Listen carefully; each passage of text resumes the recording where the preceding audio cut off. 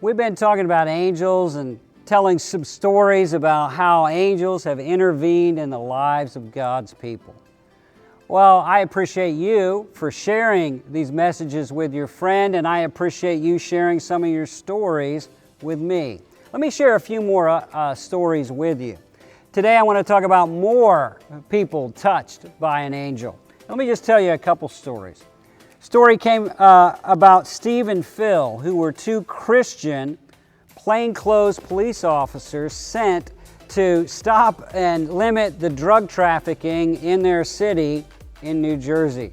Well, finally they traced the gang of drug dealers to a place. It was a cave sort of area where they were hiding, and they chased them in there, and they were outside. Now, Steve and Phil were Christians and they were unarmed, but they prayed Psalm 91 for God to send His angels to protect them.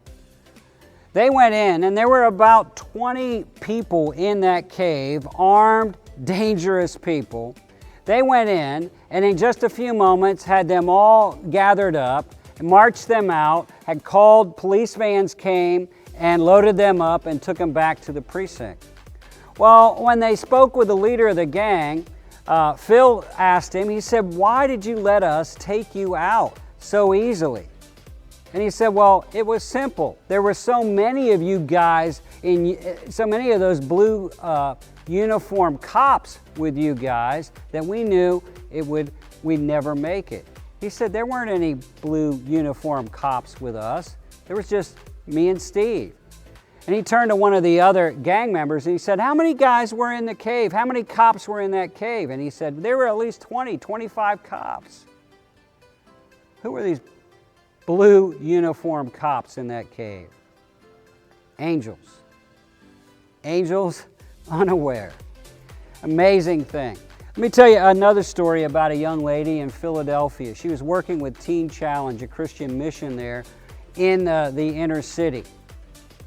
And they had a policy, never alone in the building, especially after dark. But somehow things had got complicated, and Myra, a young lady, was left alone in the building after dark. Well, it was time for her to leave, and she realized she was all by herself. And so she prayed and she said, "God, I don't know how you're going to do it, but surround me, give me angel protection so I can leave safely." Well, there was a gang in that group that had been watching that ministry, and she was a pretty girl, and when she came out, they began to call and taunt her of how they were going to molest her.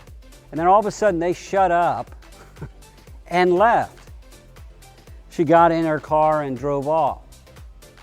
A few days later, one of those gang members happened to be in the building for something, and she asked them, "Why did you leave me alone that night?" And he said, "Well, it would have been stupid to try to mess with you because you had that great big boyfriend in that big white suit. We knew we didn't want to mess with him."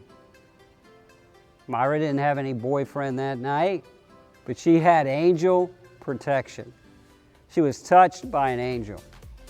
Maybe you'd like to tell me some of your stories about being touched by an angel. Maybe you'd like to share these videos with a friend. But more importantly, I want to encourage you to make sure you are living for God, because God has created angels to protect you, to bless you, to be with you as you are serving Him.